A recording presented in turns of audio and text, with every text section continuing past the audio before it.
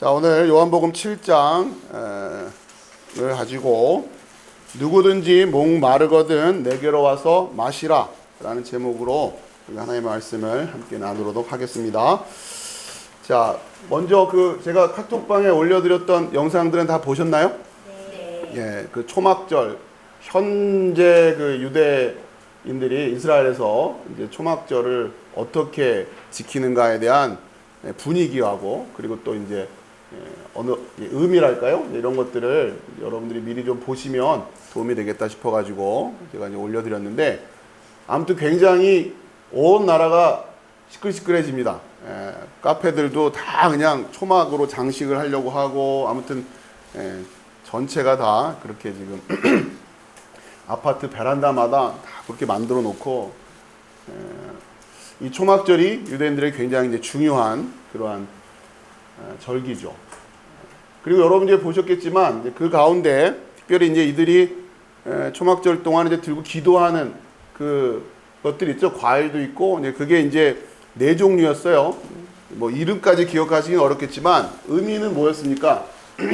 제가 이렇게 나눠드리면 이렇게 4종류가 있는데 이쪽은 맛이고 이쪽은 향이라면 여긴 맛이 좋은 쪽, 이쪽으로 하면 맛이 안 좋은 거, 이거 향이 좋은 거, 향이 없는 거 이런 거죠.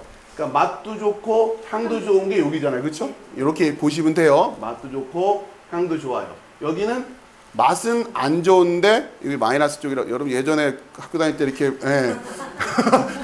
떠올리기 쉽지는 않겠지만 그거 여기가 플러스 쪽이고 여기가 마이너스 이렇게 생각하시면 됩니다.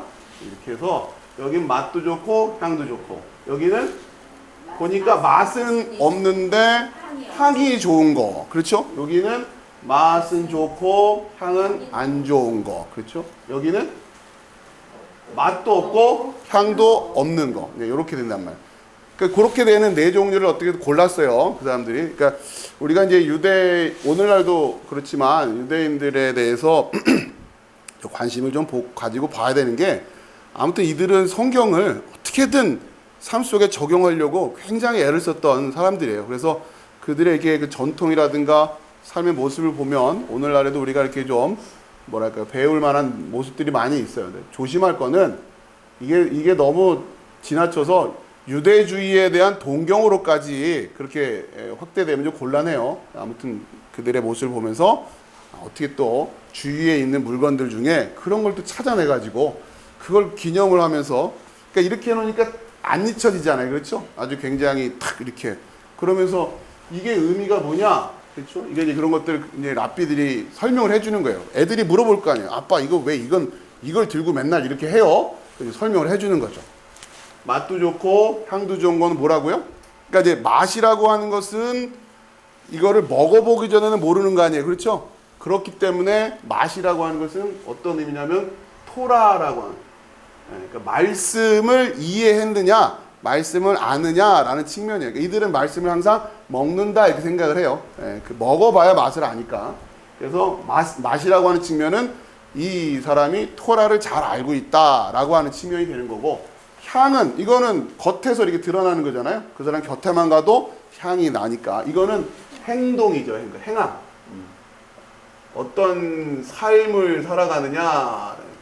그러니까 그렇게 우리의 인생의 어떤 모습을 신앙을 기준으로 이렇게 놔두면 네 구역으로 나눌 수 있겠다라고 하는 거죠. 토라도 잘 알고 토라에 걸맞게 잘 사는 삶이 있고, 그렇죠? 토라는 모르는데 토라의 삶처럼 살아가는 사람도 있어요. 모르는데도 그렇게 산단 말이에요. 여기는 토라는 잘 아는데 삶의 모습은 아닌 거죠. 그 다음에 여기는 토라도 모르고 삶의 모습도 그렇고, 그렇죠? 여러분이 지금 그러니까 이렇게 보면서 그동안의 자신의 삶의 모습을 한번 그러니까 1년을 마무리하면서 되돌아봐라 라고 하는 그런 의미가 있죠. 괜찮죠, 이것도? 그렇죠? 여러분. 그러니까 여러분, 우리 주변에서 한번 찾아보세요. 맛도 좋고, 향도 좋은 거. 향은 좋은데, 먹어보니까 맛은 아니고. 아무튼, 그렇게 해서, 이들이 이렇게 이제 초막절에 1년을 쭉 마무리하면서 이렇게 살아간단 말이에요. 자, 그러니까 예수님께서 지금 이 초막절을 배경으로 요한복음 7장에서 나와 있는 이 사건과 또 말씀을 전하시는 이유가 이들이 지금 1년 동안 뭘 고민하는 시간대예요. 토라를 내가 정확히 이해했는가? 말씀을 정확히 이해했는가? 그리고 그 말씀에 걸맞게 살았는가? 이걸 아무튼 점검을 하는 이 시점에 예수님이 지금 요한복음 7장을 중심으로 한 사건들과 또 논쟁도 하시고 한단 말이에요. 그러니까 이제 절묘하죠. 아주 절묘하죠. 성경을 우리가 그렇게 하나하나 알아가다 보면 참 부인할 수 없을 만한 정확한 하나님의 계획과 의도와 또 메시지가 담겨 있다라고 하는 거예요. 자, 그러면서 여러분 쭉 아까도 읽어보셨지만 유대인들과 지금 예수님이 논쟁을 벌이는데 당국 그 바리새인들은 본인들이 어떻다고 생각했던 사람들이에요. 토라도 잘 알고 토라에 맞춰 잘 산다고 생각했던 사람들이잖아요. 근데 이들이 이게 예수님과 대화를 나누다 보니까 말씀도 제대로 몰랐고, 그렇죠? 삶도 문제가 있었단 말이에요. 그러니까 지금 나는 여긴 줄 알았는데 실제 예수님은 여기라고 얘기를 하고 계시는 거죠. 여러분도 지금 이 부분을 잘 점검을 하셔야 된다고 하는 거예요. 근데 이게 참 어렵습니다. 제가 봤을 때는 신앙의 어떻게 보면 신앙생활의 처음이자 마지막이라고 할 수 있는데요. 이걸 못 깨닫는단 말이에요. 이걸 못 깨닫더라고요. 그게 참 어려워요. 자, 이 배경을 여러분 이해하시고 쭉 이제 말씀을 나눠보도록 하겠습니다. 자, 1절 같이 읽어볼까요? 자료 보시면서 가시면 됩니다. 시작. 그 후에 예수께서 갈릴리에서 다니시고 유대에 다니려 아니심은 유대인들이 죽이려 함이러라. 그러니까 지금 분위기예요. 지금 상황이 유대인들이 예수님에 대해서 적대적인 상황이고 더더군다나 죽이려 하고 있어요. 2절입니다. 시작. 유대인의 명절인 초막절이 가까운지라. 그 앞쪽에 우리가 오병이어 사건은 6월절 부근이었어요. 그렇죠? 그리고 지금 7장으로 넘어오면서 초막절로 이렇게 쭉 넘어가고 있죠. 근데 여러분이 전에 그 초반에 요한복음 초반에 제가 개요할 때 말씀드렸지만 성경의 절기가 흘러가는 시점 그거는 6월절에서 시작해서 그 다음이 77절이라고 하는 거죠. 77절. 그 다음에 지금 초막절이에요.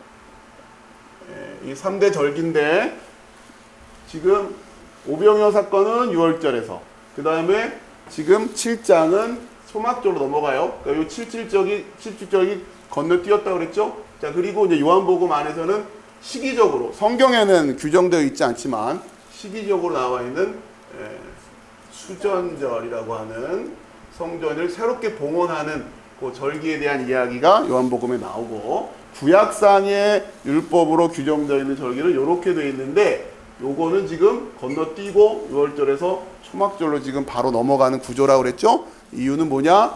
77절의 주인공은 누구냐면 이건 성령이라고 하셨어요. 성령님. 자, 이 사건은 이제 사도행전으로 넘어가는 거예요. 그러니까 요한복음이 지금 그렇게 그리고 있다 생각하시면 됩니다. 자, 여러분이 이런 공부들도 열심히 하셔야 돼요. 그래서 성경의 구조, 성경의 의미가 뭔지를 아셔야 된단 말이에요. 제가 여러분께 경계해드리고 싶은 거는 성경을 그냥 무슨 그냥 이렇게 지침서 정도로, 그러니까 제가 경계하는 게 그거예요. 그냥 내 마음에 드는 말씀 한두 개 이렇게 가지고서 내가 성경을 안다고 생각을 해요. 그리고 그걸 자기 나름대로 막 적용도 하고 해석도 하고 막 아무튼 그거 여러분이 저희 교회에서 신앙생활 하는 동안은 그 버릇 고쳐야 돼요. 일단 그거. 그러니까 아마 여러분도 다 겪어보셨지만 오셔서 처음 부딪히는 게 여러분 내가 성경을 몰랐구나. 이거 스스로 고백하는 데까지 한참 걸리더라고요. 제가 이렇게 한 분 한 분 보면 어느 날인가 목사님 제가 성경을 하나도 몰랐던 것 같아요. 그 고백을 하신단 말이에요. 저도 그랬고요. 저도. 근데 그게 생각보다 어려워요.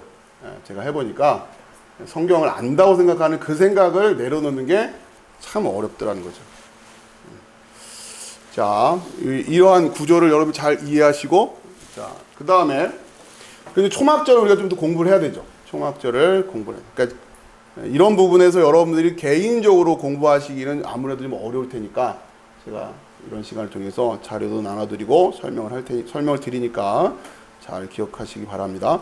자, 우선 이 요세푸스라고 제 자료에 보시면 이제 역사학자인데 오래된 사람이죠. 그러니까 이 시기에 살았던 사람이다 생각하시면 되고요. 유대 그 당시에 이제 풍습에 대해서 이 사람의 기록을 보면 이제 선명하게 볼 수 있는 그런 모습들이 있어요. 자, 이 요세푸스라는 역사학자가 어떻게 평가를 하고 있냐면 유대인 명절 중에서 가장 거룩하고 성대한 절기가 바로 초막절이었다. 그만큼 의미가 있는 절기라고 하는 거죠. 자, 그러면서 첫 번째는 추수감사의 의미도 갖는 거예요. 1년에 농사 지은 것들을 다 또 이렇게 그 중간에 맥추감사 이런 것도 있지만 7.7절이라고 하는 그런 의미들이 그런 것도 있지만 그러니까 1년을 마무리하는 그러한 추수의 감사의 의미도 있다. 그리고 좀 미리 설명을 좀 드려드릴게. 자, 이 초막절 이게 이제 마무리하는 건데 1년을 총 마무리하는 시간이라고 하는데 절기상으로 요 앞에 있는 절기 중에 또 굉장히 중요한 절기 중에 하나가 대속죄일이에요. 대속죄일. 온 이스라엘이 대제사장의 그 속죄로 1년치가 한꺼번에 속죄받는 쉽게 말해서 그 다음에 그 뭡니까 여러분 한 번씩 들어보셨겠지만 그 지성소에 1년에 한 번씩 대제사장이 들어가잖아요. 그렇죠? 그랬다가 이제 뭐 끈 달고 들어가가지고 소리가 안 나면 거기서 뭔가 부정한 짓 해가지고 죽었고 나서 끈으로 이렇게 막 잡아 끈다고 이런 얘기 들어보실 텐데 바로 여기에 대속죄일이 그 앞에 있어요. 그 대속죄일이 끝나자마자 그 영상에도 나오는데 한 이제 그 뭡니까 초막절이 시작되기 전까지 한 5일 정도의 시간이 있는데 대속죄일 끝나자마자 초막절 준비하느라고 막 이제 정신이 없는 거예요. 초막절 준비하고 그다음에 그러니까 이 초막절이라고 하는 이 시점이 이 절기상으로 대속죄일을 통과한 다음에 초막절이 시작된다. 여러분 이렇게 보시라는 거예요. 우선 나중에 또 설명을 좀 드릴게요. 아무튼 좀 기억을 하시고 자, 추수감사 의미도 갖는다라는 것도 있고 두 번째는 광야 생활을 하는 내내 이들에게 하나님이 끊임없이 공급해 주셨던 그것을 감사하는 의미도 있다고 하는 거죠. 광야에서 하나님의 공급에 대한 감사예요. 추수감사의 의미가 다 그런 거죠. 그러니까 요 광야에서 먹이셨던 하나님이라고 하는 이 주제는 6장의 오병이어 사건에도 이스라엘 사람들이 가지고 있었던 하나님에 대한 생각이었어요. 그렇죠? 끊임없이 먹이셨던 하나님 이러면서 그런 표적을 우리에게 주세요. 보여주세요. 이런 얘기를 한단 말이에요. 자, 여전히 그 사건과 똑같이 지금 초막절이라고 하는 배경 속에서 그렇죠? 끊임없이 공급하시는 하나님에 대한 묵상을 그 어느 때보다 제일 많이 할 때라는 거예요. 쉽게 말하면 이스라엘 사람들에게 있어서 가장 영적으로 이 부분이 깨어 있을 때예요. 요 때가 여러분 1년 중에 부모님 생각 제일 많이 할 때가 언제예요?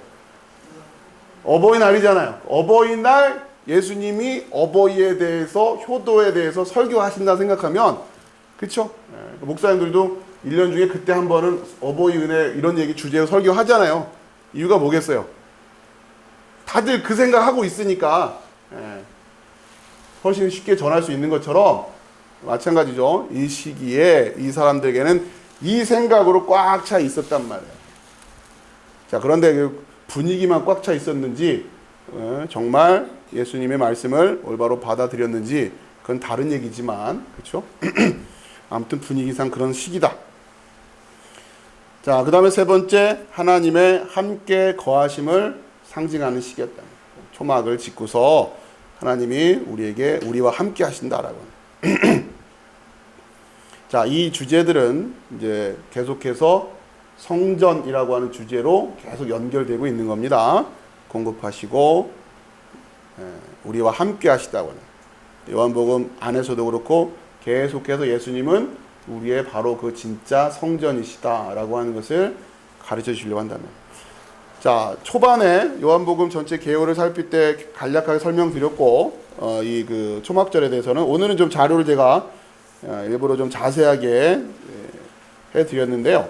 출처는 거기서 이제 제가 참고한 거니까 확인하시면 되고 자, 보면 제단에 물 붓기라고 하는 행사가 있는 거예요. 이런 세레모니가 초막절에 성경에 기록되어 있지는 않지만 초막절에 행했던 중요한 행사가 또 하나 있다. 제단에 물 붓기이다. 이 행사는 한밤중에 성전 여자의 뜰에 산헤드린 공회원과 랍비 같은 경건한 자들이 모이면서 시작된다. 제단 물 붓기 행사를 위해 사람들은 여자의 뜰에 있는 4개의 등대에 사다리를 타고 올라가서 기름을 붓고 제사장들의 낡은 옷으로 만든 등잔 심지에 불을 밝힌다. 그러니까 물의 이미지, 불의 이미지가 초막절 안에도 계속 있다고 그때 말씀드렸죠. 자, 니카노르 게이트, 그 문 이름이에요. 모여있던 경건한 사람들이 손에 횃불을 들고 악기 소리에 맞추어 노래하고 춤추다가 두 제사장이 나팔을 불면 이동하기 시작한다. 여자의 뜰에서 니카노르 게이트까지는 15개의 계단이 있는데 이들이 10번째 계단에 이르면 다시 나팔을 분다. 경건한 자들은 동쪽에 있는 미문에 이르면 서쪽으로 몸을 돌려, 이 미문 아시죠? 성전 미문에 앉은 안진뱅이 할 때 그 미문이에요. 그러니까 동쪽으로 나 있는 분이에요. 미문에 이르면 서쪽으로 몸을 돌려 성전을 바라보며, 그러니까 지금 성전을 이런 거예요. 지금 그림을 그려드리면 이렇게 돼 있고 성전은 자 이렇게 해서 이렇게 동쪽으로 가다가 서쪽으로 돌린다는 얘기는 등지고 가다가 다시 성전을 바라본다는 얘기죠. 그런 의미예요 지금. 자, 마지막 미문에 이르면 서쪽으로 몸을 돌려 성전을 바라보며 에스겔 8장 16절을 인용하여 만든 말을 외친다.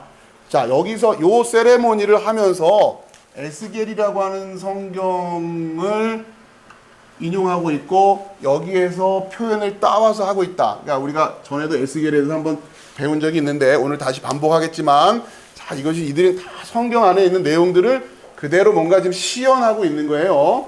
자, 그러면서 이들이 뭐라고 말을 외치냐면 같이 한번 그 다운표로 되어 있는 거는 같이 한번 읽어볼까요? 시작. 우리 조상들은 이 자리에 서서 등을 하나님의 성전으로 향하고 그 얼굴은 동으로 향한 채 동방 태양에 경배하였나이다. 그러나 우리는 하나님께 우리의 눈을 돌리나이다. 우리는 하나님께 엎드리며 우리의 눈을 들어 하나님을 바라보며 소망하나이다. 자, 그렇죠. 이런 말을 한단 말이에요.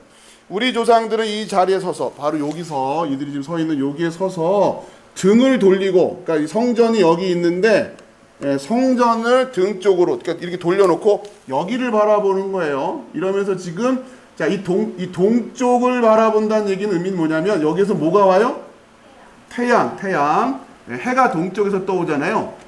진짜 하나님은 여기 진짜 참 빛은 여기인데, 그렇죠? 동쪽에서 떠오른 태양을 바라보면서 저 빛이 진짜 빛이라고 하면서 태양신을 섬겼단 말이에요. 그랬다라고 하는 게 그랬다.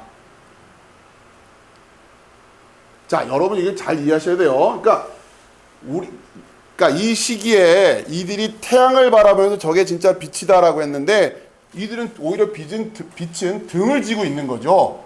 이쪽으로 돌리지 않고 이걸 똑같아요. 오늘날 우리가 신앙생활을 하는데도 마찬가지란 말이에요. 여러분이 하나님을 빛이다라고 얘기하는데 여러분이 바라보고 있는 그 빛이 진짜 이 하나님이냐 아니면 내가 생각하고 있는 빛이냐, 제가 계속 이걸 여러분에게 말씀드리는 거 아니에요. 여러분이 성경을 통해서 여러분의 생각을 진짜 말 그대로 뜯어 고치지 않고는 이 생각 잘 바뀌지 않는단 말이에요. 제일 지독한 생각이에요. 내가 안다라고 생각하는 생각이지. 안 들어요. 그리고 그 다음부터는 그러니까 바로 이 모습이란 말이에요. 바로 이 모습. 여러분들 제가 지난주에 확인시켜 드렸잖아요. 복음을 몰랐잖아요. 여태까지. 다 이렇게 저렇게 들어서는 알고 있죠. 뭐 조금씩은 들었으니까. 근데 정말 정색을 하고 진짜 그 내용이 뭐야 하니까 여러분이 선뜻 대답이 안 나오잖아요. 그게 뭐예요? 그거는 몰랐다는 얘기예요. 인정하자고요. 뭐 여기 조금 저기 조금 주워들은 그거 아니에요. 그렇게 해서 되는 게 아니에요. 몰랐다. 나는 복음이 뭔지도 몰랐다. 인정하자고요. 근데 복음이 뭔지도 몰랐는데 생각은 많았잖아요. 교회가 이래야 된다, 뭐 목사가 이래야 된다, 뭐 성도는 이래야 된다, 저래야 된다, 뭐 나름 생각들 많았잖아요. 도대체 그 생각은 어디서 나온 거냐고요.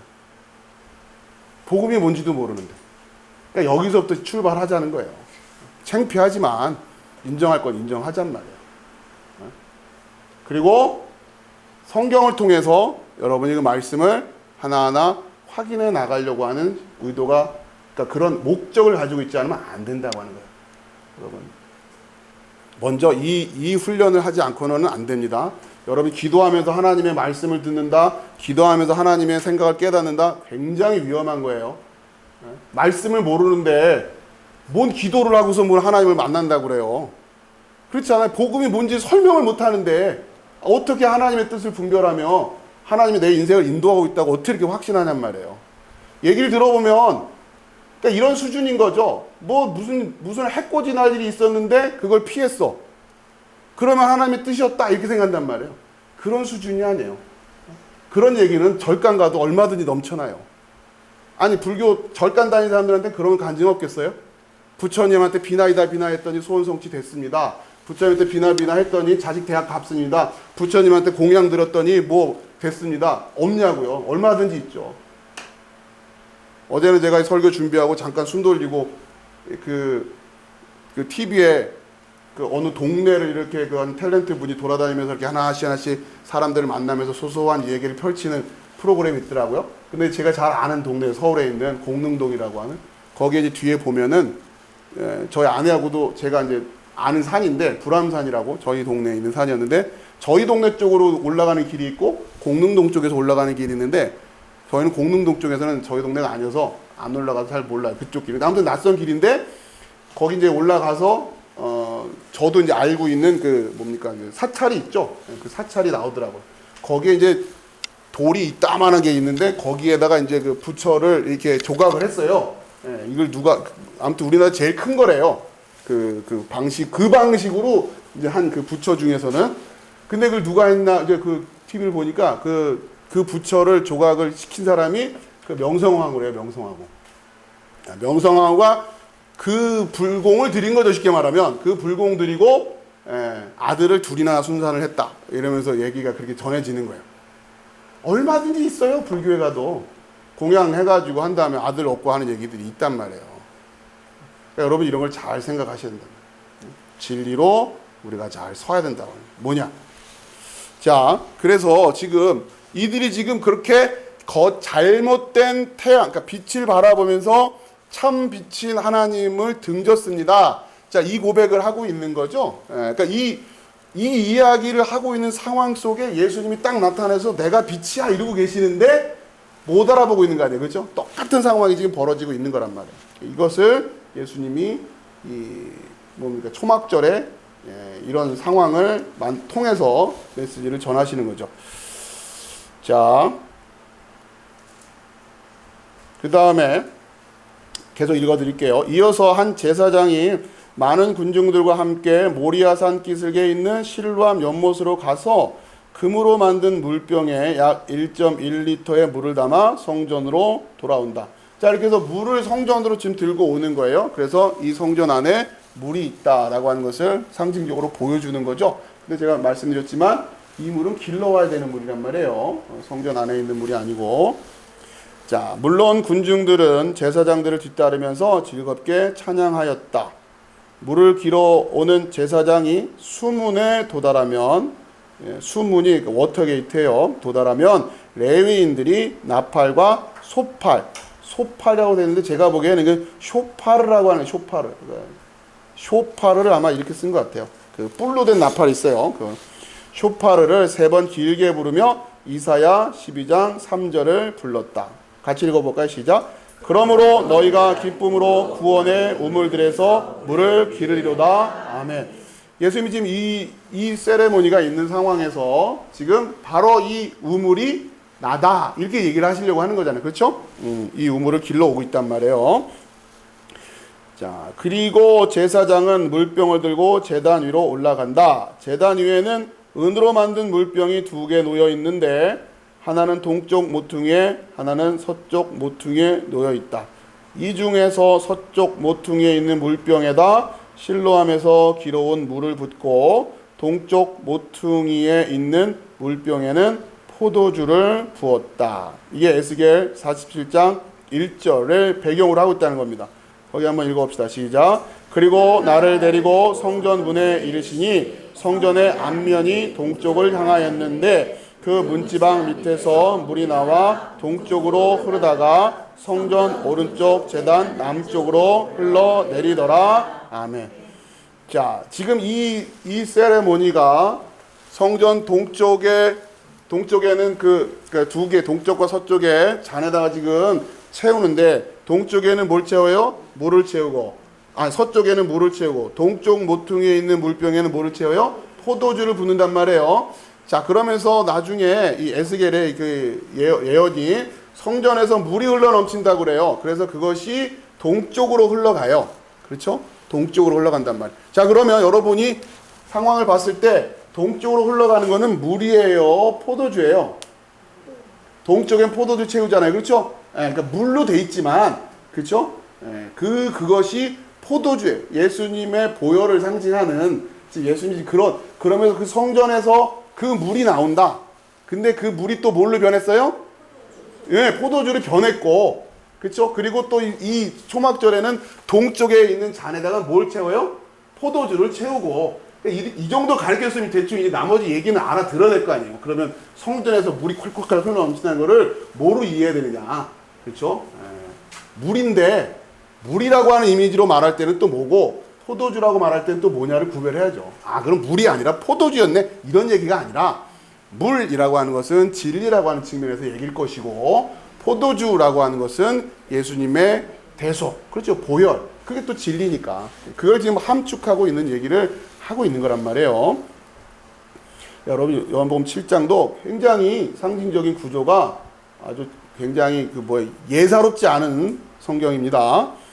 이 모든 것들을 여러분 다 이해하시고 봐야 되는 거예요. 자, 그리고 다시 에스겔 전에도 계속, 그러니까 제가 기억하시겠지만 에스겔을 굉장히 강조를 많이 했어요. 이유가 있는 거예요. 이런 부분에서 연결을 시키려면 여러분이 에스겔의 기본 구조는 이해하고 계셔야 된다라고 하는. 자, 이게 지금 에스겔 47장인데, 자, 우선 에스겔 36장으로 가볼게요. 이거 여러분 아무튼 기회 있을 때마다 반복을 해서 익혀두셔야 되니까. 에스겔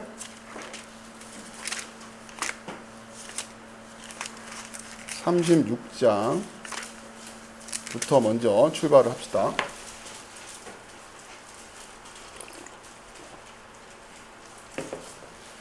네. 자, 에스겔 36장에서의 그 앞쪽에 미리 다시 좀 복기를 해드리면, 에스겔에서 초반에는 어떤 상황이었어요? 그러니까 하나님의 영광이 성전을 떠나가는 거였죠? 그렇죠? 하나님의 영광이 성전을 떠나가는 거였단 말이에요. 그렇죠? 성전에서 문지방을 건너서 그 다음에 해서 동편까지 건너, 이걸 여러분이 보셨잖아요. 그리고 나서 에스겔에 다시 하나님이 되돌아오시는 장면이 또 그려지고 있죠. 에스겔 안에. 그리고 초막절에서 이들이 그리고 있는 모습 자체가 지금 누구의 모습을 그대로 지금 하고 있는 거예요? 하나님이 성전을 떠났다가 다시 돌아오시는 것처럼 우리도 성전을 등졌다가 다시 되돌이키고 있는 모습을 세레머니로 보여주고 있는 거잖아요. 초막절 자체가 그렇단 말이에요. 자, 그러면서 그걸 다시 반복할 수는 없으니까 다시 우선 36장에 보면 36장 20절을 먼저 볼까요? 36장 20절 같이 읽어봅시다. 시작. 그들이 이른바 그 여러 나라에서 내 거룩한 이름이 그들로 말미암아 더러워지 않나니 곧 사람들이 그를 가르쳐 이르기를 이들은 여호와의 백성이라도 여호와의 땅에서 떠난 자라 하였음이라. 자, 20절 주제가 뭐예요? 내 거룩한 이름이 그들로 말미암아 더러워졌다. 그렇죠? 지금 문제는 뭐예요? 여호와 이름이 더러워졌다라고 하는 겁니다. 두 번째는 누구 때문에? 그들로 말미암아. 그럼 그들은 누구예요? 그들을 가리켜 이르기를 이들은 여호와의 백성이라도 여호와의 땅에서 떠난 자. 그렇죠? 이름만 여호와의 백성이고 여호와의 땅에 거하지 않는 자들. 그렇죠? 이들 때문에 하나님의 거룩한 이름이 더럽혀졌다라고 하는 거예요. 아시겠죠? 그러니까 어떤 자들을 얘기하는 건지 알겠죠? 이름은 여호와의 백성이라고 하고 있지만 여호와의 땅을 떠나 있다. 땅을 떠나 있다는 얘기는 고대 시대로 얘기하면 물론 이들은 지금 포로로 끌려가고 있는 그런 사람들에 대한 얘기도 있지만 결국 하나님의 땅 밖에 있다는 얘기는 뭘 얘기하느냐? 통치권 벗어나 있다는 얘기예요. 쉽게 말하면 하나님의 통치권에서 벗어나 있는, 자기 멋대로 사는 사람들이 간단히 말하면 하나님의 백성이라고 하면서 이걸 우리가 점검을 하자고 하는 거죠. 하나님의 백성이라고. 거듭 말씀드리지만 여러분이 하나님 이렇게 다정한 마음으로 부른다고 해서 그 하나님이 그래 하시는 게 아니에요. 그러면 얼마나 좋겠습니까? 그게 아니다라고 하는 것을 여러분이 아셔야 됩니다. 자, 이제 그러면서 상황이 이 36장을 좀 보면 그 지금 20절 밑에서 쭉 보면은 여러분이 눈을 한번 쓱 이렇게 훑으면서 보시면 이 문제를, 그러니까 여러 나라가도 더럽혀진 이름, 너희가 그들 가운데 더럽힌 나의 큰 이름을 내가 거룩하게 하겠다. 23절에 지금 제가 보고 있는 것은 내가 그들의 눈 앞에서 너희로 말미암아 나의 거룩함을 나타내리니 내가 여호와인 줄 여러 나라 사람이 알리라. 주 여호와의 말씀이니라. 그러면서 자, 여호와의 이름이 더럽혀졌다. 그리고 이걸 어떻게 하시겠다? 다시 거룩하게 하시겠다. 자, 그리고서는 25절에 맑은 물을 너희에게 뿌려서 너희로 정결하게 하되 너희 모든 더러운 것에서와 너희 모든 우상 숭배에서 너희를 정결하게 할 것이며 또 새 영을 너희 속에 두어 새 마음을 너희에게 주되 너희 육신에서 굳은 마음을 제거하고 부드러운 마음을 줄 것이며 또 영을 너희 속에 두어 너희로 내 율례를 행하게 하리니 너희가 내 규례를 지켜 행할지라. 이러면서 지금 쭉 더럽혀졌다. 나의 이름이, 내 이름이 더럽혀짐. 근데 거룩하게 하겠다. 그러면서 어떻게 해요? 너희를 정결하게 하겠다. 그렇죠?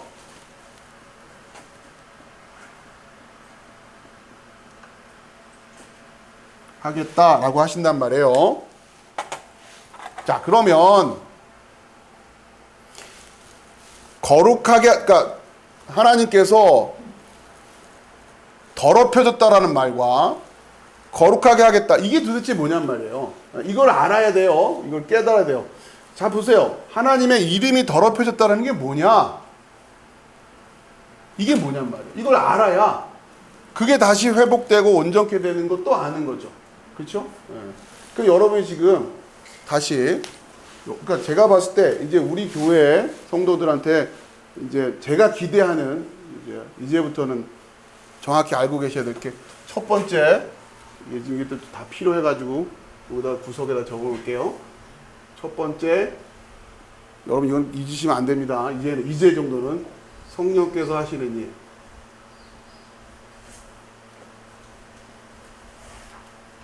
여러분 생각으로 대답하지 말고 성경으로 대답하라는 거예요. 그죠? 지금 예상 문제죠, 예상 문제. 기말고사 예상 문제. 성령께서 하시는 일. 여러분 지금, 그러니까 여러분 이걸 다 기억을 하고 외우고 계시면 참 좋겠는데 그게 안 돼도 상관없어요. 일단은 여러분이 성경을 펼쳐서 잠깐만요 하고 설명할 수 있게 돼야 된단 말이에요. 그 정도는 돼야 된다. 이제 알 수 있죠? 하시는 일이 뭐라고요? 세상을 책망한다라. 이건 나와야 되는 거예요, 이제. 그러니까 이거 알고서 성령님 하란 말이에요. 아시겠어요? 이것도 모르는데 무슨 성령님이에요. 성령님이 무슨 일을 하시는지도 모르는데 이게 무슨 문제인지를 이해를 못하고 있어요, 크리스찬들이. 성령님이란 말만 배웠지 성령님이 뭘 하시는 분이라고 하는 건, 아니 또 이것저것 주워 들어는 알고 있죠. 많이 뭐 이래저래. 근데 정색하고 물어보면 모른단 말이에요. 제대로 좀 알고 싶다고. 이게 얼마나 문제인지를 성도들이 몰라요. 이거 깨닫지 못해요. 제가 제일 답답한 건 그거예요. 절간 다니는 사람들이 관심 없는 건 저도 관심 없어요. 크리스찬이라고 하면서 두 번째 그냥 나는 그냥 뭐 어차피 나이롱이에요. 이런 분들도 전 기대 안 해요. 잘 신앙생활 한다고 스스로 자부하고 있는 분들한테 이런 문제를 제가 제시했을 때 이게 얼마나 심각한 문제인지를 스스로 깨닫지 못한다는 이게 정말 비극이란 말이에요. 복음이 뭔지를 모르면서 뭔 맨 복음이냐는 말이에요. 이런 거예요. 그렇죠? 제가 좀 더 온유한 목소리로 전하면 좋겠는데 여러분 복음을 모르면서 복음을 전하면 어떡합니까? 이게 지금 순간 욱해가지고 자꾸 그거를 제가 지금 여러분 성령님이 뭔지도 모르면서 성령님 하면 뭐예요? 이게 좀 더 나은가요? 들으시기가? 그럼 계속 이렇게 하는 게 낫겠네요. 아니 성령님도 모르면서 이러지 말고 여러분 성령님도 모르시잖아요. 그렇죠? 그럼 무슨 성령님이에요. 이게 더 약간 사람이 좀 약간 이중인격 같은데 느낌이. 아무튼 간에 요지는 뭔지 아시란 말이에요. 그렇죠? 성령님 뭐 하는데 물론 이게 다냐 아니에요. 이게 다냐 이제 우리는 엄마, 아빠, 맘마 정도 배운 거예요. 이 사람은 엄마 아니고 이 사람은 아빠 아니고 그 정도 구별. 그리고 맘마는 엄마가 주는 것만 먹는 거. 그 정도만 아는 거예요 지금 우리가. 낯선 사람은 쫓아가면 안 되고. 그래서 낯선 사람이 아무리 저기 뭡니까 삼촌이고 이모가 와서 끌어안아도 애들은 울어요. 왜? 누가 아니니까? 엄마가 아니니까. 우리가 그걸 배워야 되는 거예요. 일단 엄마부터 확실히 알고 그 다음에 삼촌도 알고 이모도 알아가야지. 지금 우리가 너무 낯선 사람들은 아무나 그냥 이렇게 끌어안고서는 행복해 했단 말이에요. 자, 그게 더럽혀졌다고 하는 거예요. 그걸 더럽다고 하는 겁니다. 그걸. 자, 우선 다시 그 다음에 성령께서 하시는 일, 그 첫 번째 죄에 대하여 이것도 어렵죠. 이게 여러분한테 쓰는 것도 죄가 뭐냐. 자, 두 번째 바울이 전한 복음의 내용. 자, 이거는 제가 자꾸 바울이 전한 복음의 내용 이렇게 좀 부연해서 설명하는 이유가 있어요. 궁금하신 분은 김춘택 집사한테 여쭤보시면 돼요. 아니 지난주 그거 제가 숙제 내드리고 나서 김춘택 집사하고 대화를 나눴는데 대본에 그걸 물어보는 거예요. 그게 뭔지 모르시겠지만 여러분 아니 이분이 어떻게 이거를 벌써 질문을 하지? 아무튼 남다른 것 같아요. 그래서 이유가 있어요. 바울이 전한 복음의 내용 복음의 내용이라고 기억하셔도 무방하지만 조금 더 왜냐하면 제가 나중에 다른 얘기를 또 할 거니까 바울이 전한 복음의 내용이라고 해서 정확히 일단은 기억을 하시면 좋을 것 같아요. 자, 이 두 개는 이제 여러분한테 이거 정도는 우리 교회 성도라면 이건 기억을 하고 있어야 돼요. 이건 알아야 돼요. 자, 이거 설명하려고 그랬죠? 자, 그럼 더럽혀졌다라는 게 뭐냐? 그리고 거룩하게 한다는 게 뭐냐? 이거 똑같아요. 자, 이제 여러분에게 자, 무슨 얘기냐? 바울이 왜 이런 얘기를 드리냐면 우리가 오후에 갈라디아 얘기할 때 갈라디아서 공부할 때 바울이 전한 복음의 내용을 알아야 되잖아요. 그렇죠? 그 다음에 바울이 뭐를 책망합니까? 다른 복음을 책망하잖아요. 그렇죠? 다른 복음. 그러니까 다른 복음이 뭔지를 알려면 바울이 전한 복음을 알아야 되잖아요. 그러니까 우리가 지금 이런 훈련이 안 돼 있다고요. 그러니 이게 얼마나 코미디 같은 일이에요. 그러니까 뭔가 이렇게 막연하게 구호만 있는 거예요. 다른 복음 믿으면 안 되죠. 이 말한 제가 무슨 얘기냐. 이 얘기를 했을 때 맞아요라고 아멘 안 할 크리스찬이 어디 있겠냐고요. 지금 예배드린 모든 교회 가서 어느 교회든지 목사님이 여기 서서 여러분은 다른 복음 믿으면 안 됩니다. 그럼 다들 아멘 할 거 아니에요. 그렇죠? 근데 지금 문제는 뭐다? 다른 복음이 뭐예요? 물어보면 그걸 모른다라는 게 문제인 거를 그걸 모른다라는 게 정말 큰 문제라는 거 아니에요. 그죠? 제 얘기를 아시겠죠? 근데 이걸 알면 문제가 안 생겨요. 오케이? 자, 그러니까 이걸 알아야 되는 이유는 뭐냐? 다른 복음이라는 얘기 때문에 그래요. 다른 복음. 그러니까 결국 복음의 내용을 아셨다는 얘기는 다른 복음을 안다는 얘기예요. 자, 그 다음에 이제 하나 더 들어가야 돼. 세 번째가 뭐냐? 아직 설명 필요해요? 아직 정확하게 딱 정리를 하긴 않았으니까. 자, 이 거룩이라는 주제는 거룩. 요걸 알아야 돼요. 그러면 여러분에게 질문했을 때 거룩이 뭡니까? 라고 질문하면 어떤 수준으로 답이 나와야 되냐면 성령께서 하신 일이 뭡니까? 복음의 내용이 뭡니까? 라고 제가 질문했을 때처럼 여러분들은 확신을 가지고 답을 할 수가 있어야 된단 말이에요. 성경을 근거로. 근데 지금 그 토양 작업을 하는 거예요, 지금. 아직은. 그래서 그게 어디 있어요? 이렇게 물어보지 마세요. 때가 되면 가르쳐 줄 테니까. 아시겠죠? 그랬을 때 일단 여러분들이 거룩이라는 단어를 들었을 때 여러분이 생각해야 될 개념이 뭐냐? 구별이야, 구별. 구별됨. 성경이 말하는 거룩이라는 얘기는 바로 이 구별됨이라고 하는 거예요.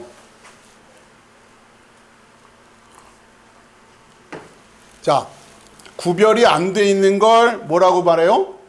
거룩하지 않다. 쉽게 말하면 거룩하지 않다인데 좀 더 표현을 다른 걸로 한번 볼게요. 구별되지 않아 있으면 이 상황을 뭐라고 합니까?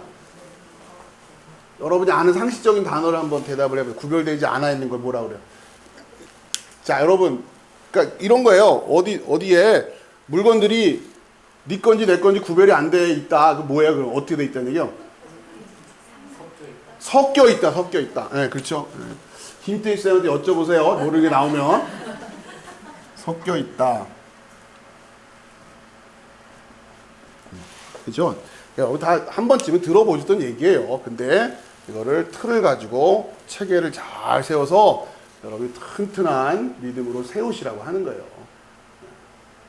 막 이거저거 그냥 막 산만하게 하지 말고. 자, 거룩하다, 이 흐름을 잘 이해하십시오. 거룩하다, 구별됨, 반대말은 섞여 있다라고 하는 거예요. 자, 그러면 하나님께서 내 이름이 더럽혀졌다라고 하는 이 말씀 속에는 어떤 의미가 있는 거냐면 구별되지 않고 있다라고 하는 거예요. 그리고 그 말은 섞여 있다라고 하는 거예요. 자, 제가 오후에 갈라디아서 공부를 하면서 갈라디아서에서 말하고 있는 자유, 그리고 존 스튜어트 밀이 말하고 있는 소위 인본주의적인 자유, 이걸 같이 공부하는 이유가 뭐예요? 똑같이 무슨 단어를 써요? 자유라는 말을 쓴단 말이에요. 근데 그 단어가, 그러니까 간단히 말하면 교회 안에서만의 의미가 성립이 가능한 단어들이에요. 자유란 단어도 그렇고, 이건 교회 밖에서는 성립될 수 없는 단어란 말이에요. 그런데 오늘날 우리가 사는 세상이 이렇게 주장하면 받아들이겠어요? 못 받아들이겠어요? 못 받아들이죠. 왜? 교회 밖에도 무슨 단어를 써요? 자유란 말을 쓰잖아요. 자유란 말은 교회 안에서만 쓸 수 있는 말인 거예요. 사랑도 마찬가지예요. 교회 밖에서는 쓸 수 있는 말이 아닌 거예요. 그런데 교회 밖에서도 사랑이란 말을 쓰잖아요. 이유는 뭐예요? 섞여버린 거예요. 섞여버렸단 말이에요. 그러면서 왜 이렇게 섞여지게 되느냐? 그것이 기독교 역사를 통해서 기독교의 윤리라고 하는 것이 쉽게 말하면 보편적인 윤리의 개념이 돼버린단 말이에요. 그러니까 여러분이 이걸 잘 이해하셔야 되는 거예요.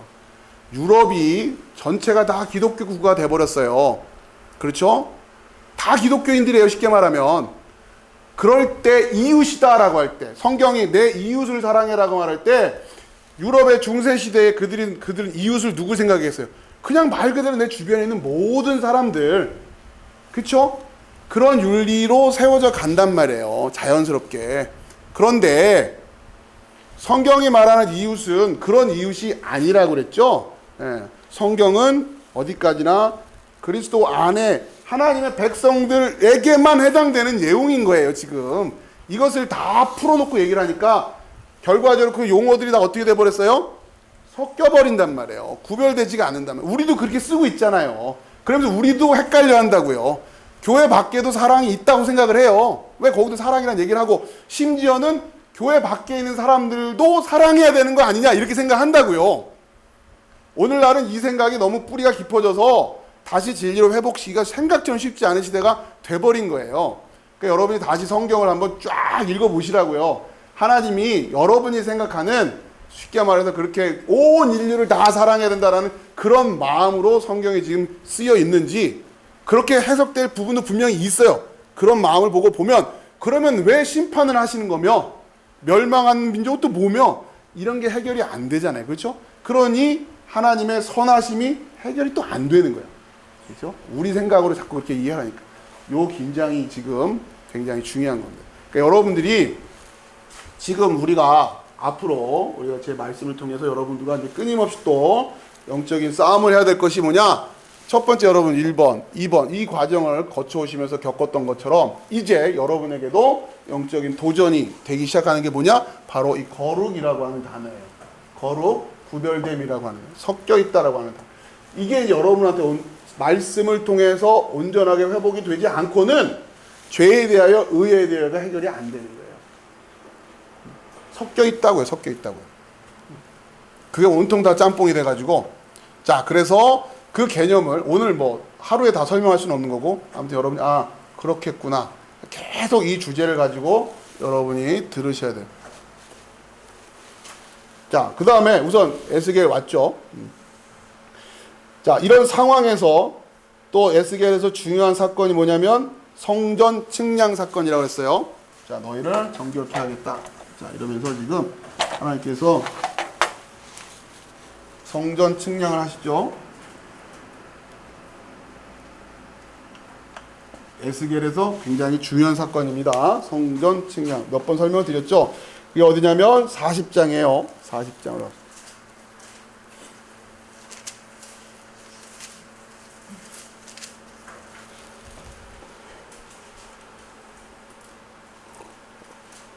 자, 40장 3절 읽읍시다. 시작. 나를 내리시고 거기에 이르시니 모양이 놋같이 빛난 사람 하나가 손에 3줄과 측량하는 장대를 가지고 문에 서 있던지. 자, 요 측량하는. 자, 그 다음에 5절도 내가 본즉 5절 시작. 내가 본즉 집 바깥 사방으로 담이 있더라. 그 사람의 손에 측량하는 장대를 잡았는데 그 길이가 팔꿈치에서 손가락에 이르고 한 손가락 너비가 더한 자로 6척이라.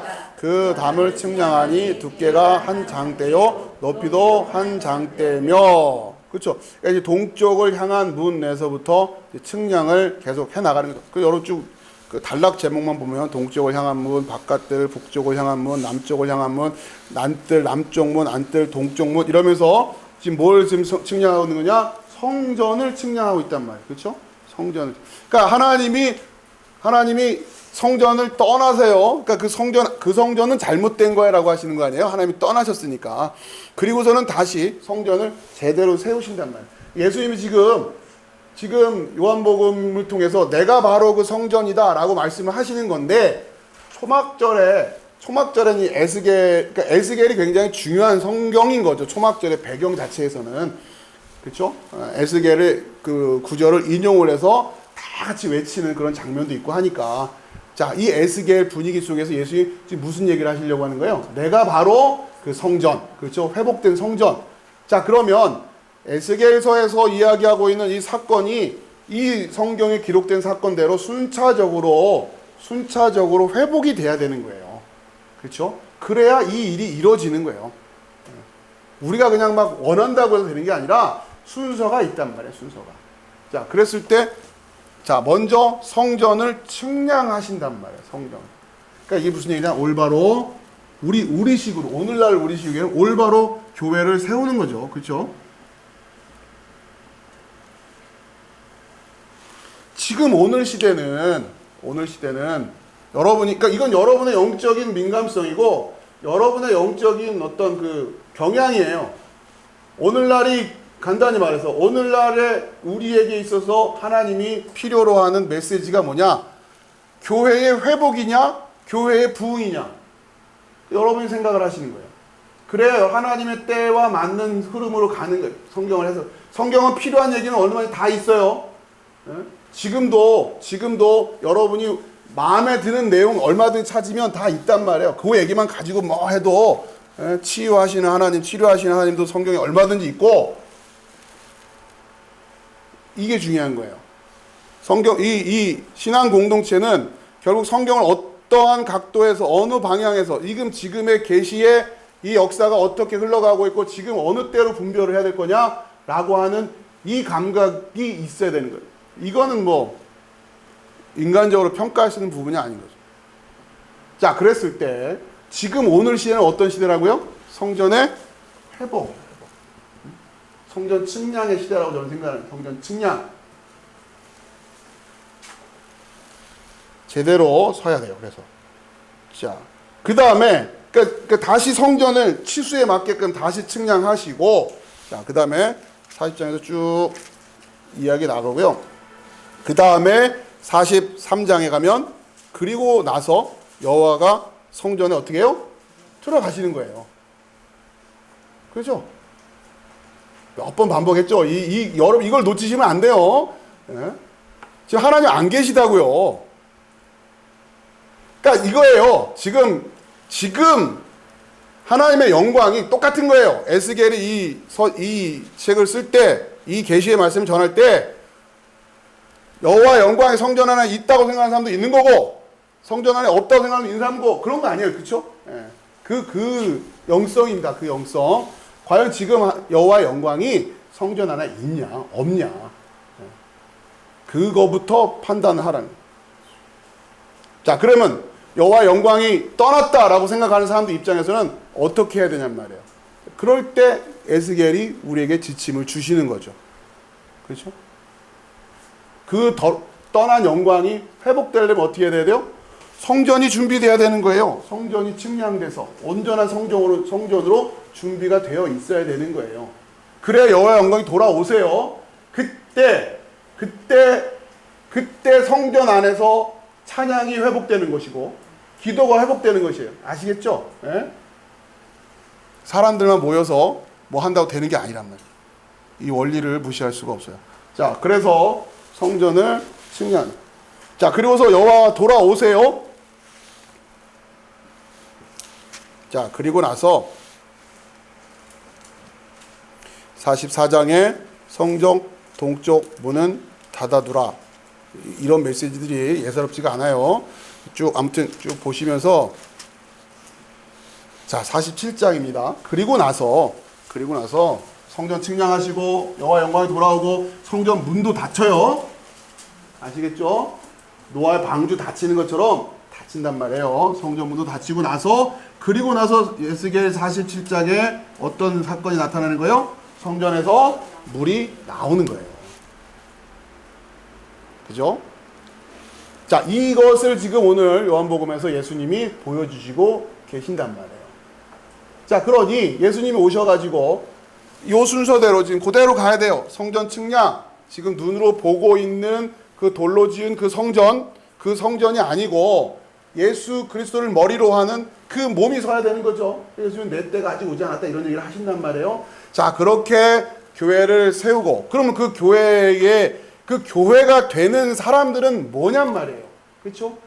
예전 성전 같으면 여기부터가 성전이어서 문도 있고 뜰도 있으니까 성전에 들어갔다 나왔다가 구별이 돼요. 물리적으로 서 있으니까.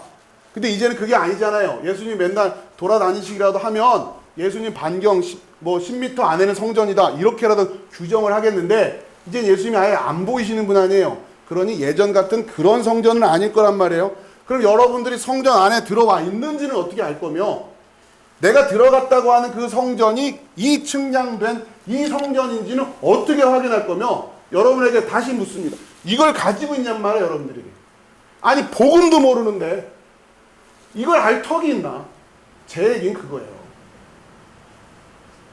전하는 복음이 뭔지도 모르는데 이 영적인 신비를 어떻게 깨달아 알고 있을 거란 말이에요, 그 사람이. 눈에 보이지 않는 교회를 어떻게 이해하겠고, 내가 그 교회 안에 들어갔는지 안 들어갔는지는 어떻게 할 거냔 말이에요. 바울이 아니 성경을 찾으면 문자로 기록이 되어 있는 것도 못 찾는 장님들인데, 그렇잖아요. 우리가 심각하게 고민을 하고 머리에 죄를 지고 앉아서 하나님의 도우심을 구해야 될 주제가 바로 이거란 말이에요. 그죠? 그런 문제의식을 여러분이 가지고 보시란 말이에요. 자, 그래서 우선 47절을 다시 좀 보면, 그래서 물이 나와요. 8절부터.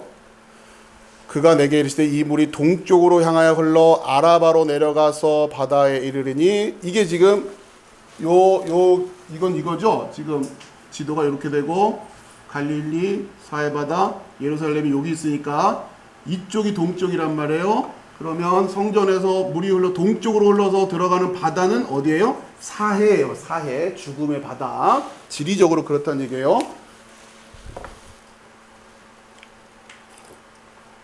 성전이 설악산에 서 있었다면 동쪽으로 흘러 들어갈 바다는 동해바다겠지만 여기서는 지금 사해바다 얘기합니다. 자, 여기는 알다시피 어떤 생물도 살 수 없는 죽음의 바다죠. 여기에 지금 이 성전에서 나온 그 물이, 그 생수가 흘러 넘쳐서 이 바다로 향한다는 얘기예요. 여러분, 바다 하면 뭘 생각해야 돼요, 이제? 이게 물론 지리적으로는 사해바다지만 성경이 가르쳐 줬잖아요. 바다가 뭐라고요? 창세기에서 뭐라고요? 바다는 땅에, 그러니까 하늘 아래 물들이 모여 있는 거예요. 그렇죠? 그걸 바다라고 한다 그랬어요. 그 바다는 마실 수 없는 물이에요. 먹을 수 없는 물이란 말이에요. 성경 전체를 흐르고 있는, 관통하고 있는 주제로 상징적으로 해석하자면 비진리가 되겠죠. 그렇죠? 비진리란. 그 죽음의 바다에 이 생수가 흘러 넘쳐 들어가는 거예요. 자, 9절. 이 강물이 흐르는 곳마다 번성하는 모든 생물이 살고 또 고기가 심이 많으리니 이 물이 흘러 들어가므로 바닷물이 되살아나겠고 이 강이 이르는 각처에 모든 것이 살 것이며 또 이 강가에 어부가 설 것이니 엔게디에서부터 에메글라임까지 금을 치는 곳이 될 것이라. 그 고기가 각기 종류를 따라 큰 바다에 고기같이 심이 많으려뇨. 이 바다가 살아난다는 얘기예요.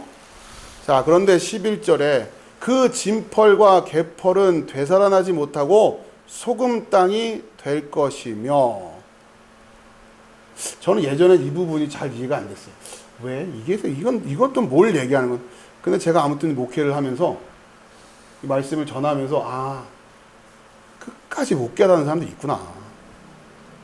이렇게 말씀을 전하는데도 끝까지 고집하고 안 되는 사람들이 있구나. 그게 확인이 되더라고요. 진펄과 개펄이에요. 되살아나지 못하고 소금 땅이 될 것이다. 자, 그래요. 아무튼. 자, 그리고서는 48장에 각 지파의 목과 거룩한 땅 해서 여기서 물이 나오고 그다음에 회복이 되고, 자, 그다음에 땅을 분배받는 거죠. 그렇죠? 자, 아까 우리가 그 초반에 봤던 이름을 거룩하게, 하나님의 이름을 더럽힌 자들이 이름은 하나님의 자녀인데 지금 남의 나라 땅에 끌려가 있는 자들이라고 그랬잖아요. 그렇죠? 예. 그래서 내 이름이 더럽혀졌다 이렇게 얘기하시는데 그게 여기서 다시 회복이 되는 거잖아요. 하나님의 땅을 차지하게, 그렇죠? 하나님의 땅을 분배받는단 말이에요. 그러니까 결국 여러분이 땅 분배받는다라는 거를 내가 부동산 재벌이 된다 이런 얘기가 아니라 이 땅은 하나님의 통치, 그렇죠? 하나님의 통치가 임하는 곳이란 말이에요. 그 땅을 분배받았다는 얘기는 여러분이 부동산 늘어난다는 얘기가 아니라 하나님의 통치를 받는 백성이 될 수 있게 됐다라고 하는 거죠. 그렇죠? 근데 그 하나님의 통치를 거부했단 말이에요. 그 하나님의 통치가 축복인데, 그래서 그 땅 분배받는 거는 하나님의 통치 아래 놓여 있는, 그러니까 말 그대로 하나님이 백성이 된 축복이에요. 근데 하나님의 백성 아무나 돼요? 아니라고요. 아무나 하나님 백성 되는 게 아니에요. 그러면 왜 하나님은 세상을 이처럼 사랑하셨는데 다 나눠주지 않으시지? 여러분, 이런 질문에 이런 질문이 이제는 의미가 없다는 걸 아셔야 돼요. 하나님의 사랑은 그런 의미가 아니기 때문에. 자, 이렇게 에스겔을 다시 한번 좀 반복을 했고요. 자, 이 전체적인 흐름이 지금 요한복음 7장 안에 이 구조가 그러니까 축약돼서 들어와 있는 거예요. 예수님이 그걸 지금 보여주시려고 한다. 자, 일단 써놓은 거 마지막까지. 이와 동시에 대기하고 있던 레위인들은 할렐 찬송시, 시편 113편에서 118편을 할렐 찬송시라고 이렇게 타이틀을 합니다. 불렀고, 성전에 모여있던 사람들은 갖고 있던 롤라브를 제단을 향해 흔들었다. 여러분 그 영상 보시면 알 수 있어요. 이사야 12장 3절의 구원의 우물은 다름 아닌 이스라엘 백성들이 광야에서 마셨던 물이며 팔레스타인 탈군 민수기에서는 이를 하나님께서 주신 살아있는 우물이라고 불렀다. 놀랍게도 예수님은 초막절 끝날에 성전에서 큰 소리로 이렇게 외치셨다. 그렇죠? 자, 이렇게 성전, 그러니까 지금 요한복음 7장의 상황과 지금 초막절 이 배경이 굉장히 중요한, 그리고 하나님의 회복, 이 언약의 말씀들, 에스겔에 계시되어 있던 예언의 말씀의 성취, 이런 것들이 굉장히 중요하게 돼 있다. 다시 말씀드리지만 여러분이 그러니까 좀 전에도 제가 예언이란 말을 썼는데 틈틈이 여러분들 말씀드리는 거예요. 여러분들 예언이란 말도 잘 가려서 쓰세요. 예언을 어떤 미래적인 사건에 대한 예측, 여러분들 그렇게 여러분 사적으로 그렇게 하는 게 그 예언이 아니에요. 그렇게 그거는 말 그대로 또 말씀을 더럽혀 버리는 거란 말이에요. 네. 이건 점치는 거라고 그랬어요. 그런 게 아니에요. 예언은 성경에 나와 있는 예언, 그렇죠? 이 예언이에요, 이 예언. 그리고 오늘날에 있어서 우리한테는 어떤 예언이 필요한 거예요? 그러니까 이 말씀의 해석, 그걸 예언이라고 하는 거예요. 아시겠죠? 내년에 뭐가 어떻게 될까요? 이게 예언 아닙니다. 여러분 자꾸 그걸 예언으로 이해하시면은 그거는 진짜 곤란해요. 그렇게 되는 거 아니에요. 자, 3절 같이 읽읍시다. 시작. 그 형제들이 예수께 이르시되 당신이 행하는 일을 제자들도 보게 여기를 떠나 유대로 가소서.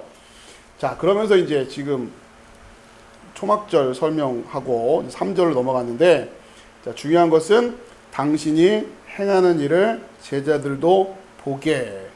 자, 요한복음 지금 이런 말이 왜 나오냐면, 여러분 요한복음 6장에서의 주된 긴장이랄까요? 주된 문제가 뭐였냐면 예수님의 일을 알아보지 못하는 거란 말이에요. 그렇죠? 표적 보여주세요. 자꾸 이런단 말이에요. 그러니까 그게 계속 지금 연결되고 있는 거예요. 그러니까 당신이 행하는 일을 제자들도 보게, 볼 수 있느냐, 예수님이 행하는 일을 알아듣느냐 못 알아듣느냐, 이게 문제입니다. 그러면서 여기를 떠나 유대로 가소서. 4절에 스스로 나타나기를 구하면서 묻혀서 일하는 사람이 없나니 이 일을 행하려 하거든 자신을 세상에 나타내소서 하니 이는 그 형제들까지도 예수를 믿지 아니함이로라. 자, 예수를 믿지 않기 때문에 3절, 4절 같은 말을 한다고 하는 거예요. 아시겠죠? 그렇게 읽으실 줄 알아야 돼요. 그러면 예수를 믿지 않는 사람들의 생각이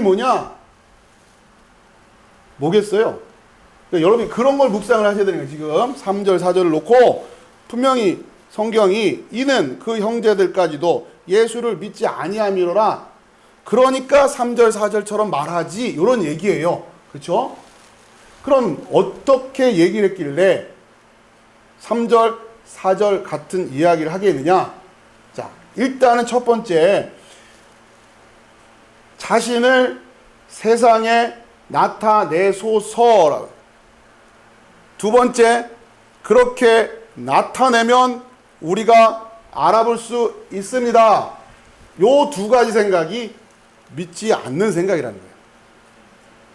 제가 농담처럼 말씀드리는 거예요.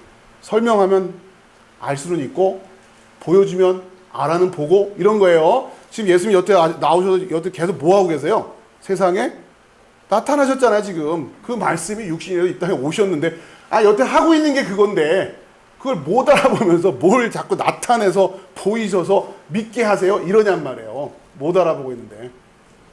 답답한 거죠. 그죠? 자, 그런 말은 뭐가 규정되어 있는 거예요?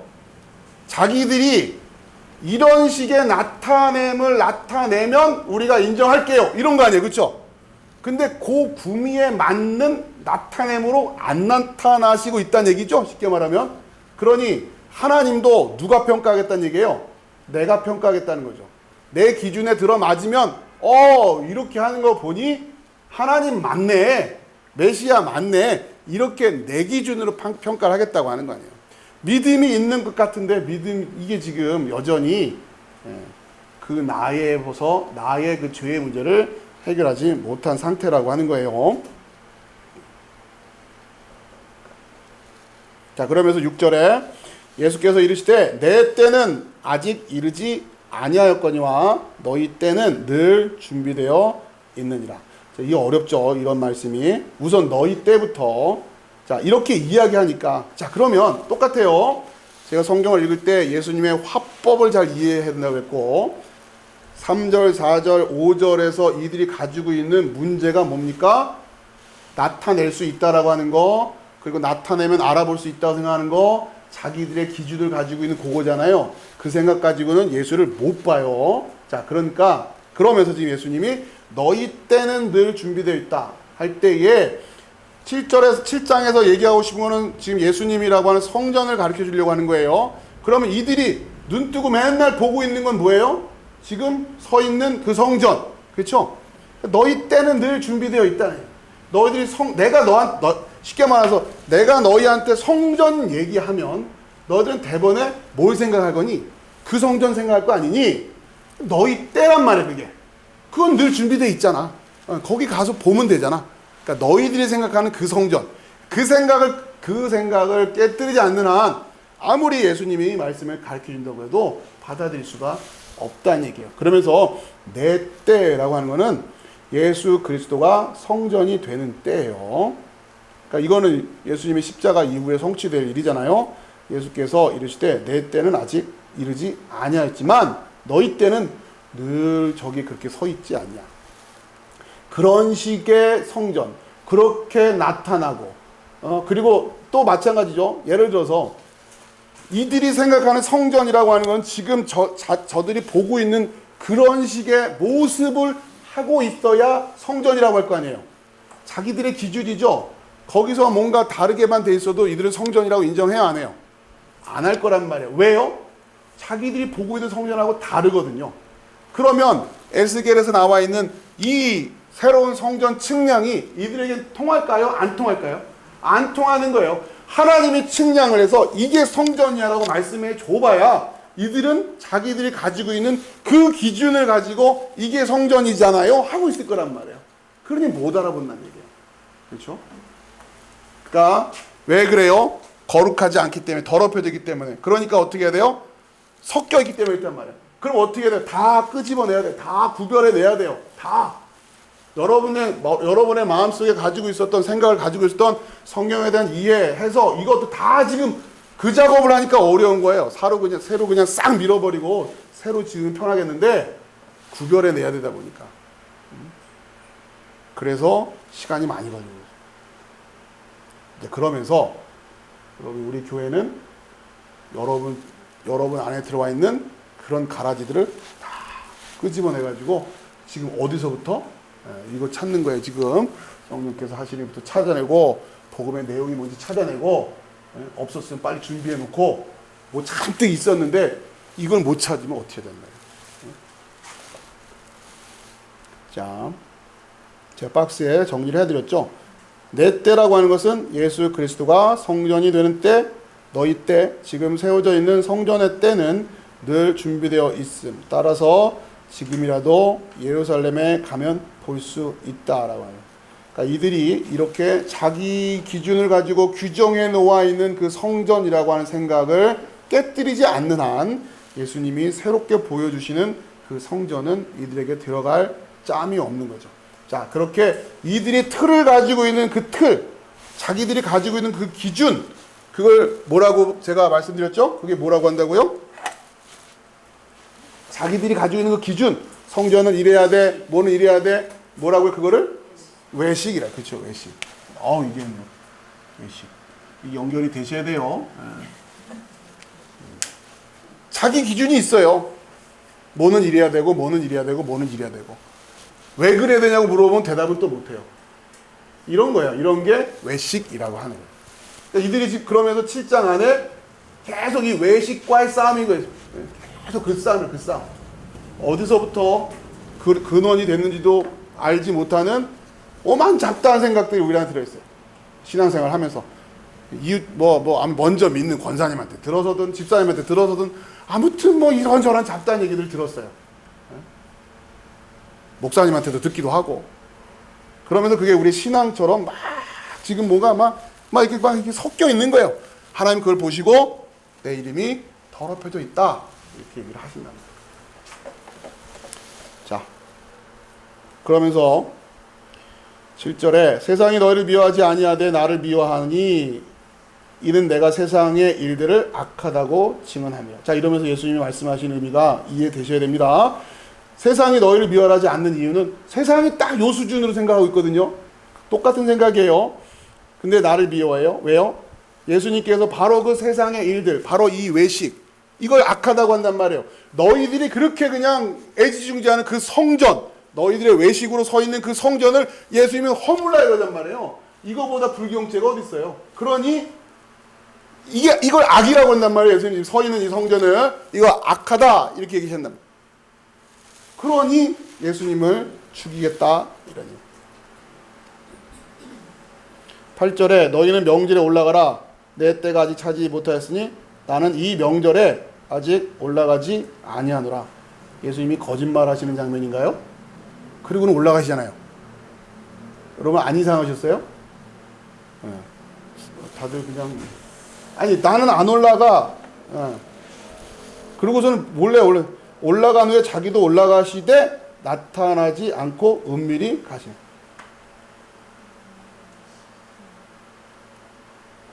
여러분 자연스럽게 읽어주시나 보네요. 저만 아직이란 단어 때문에 그렇죠? 아직.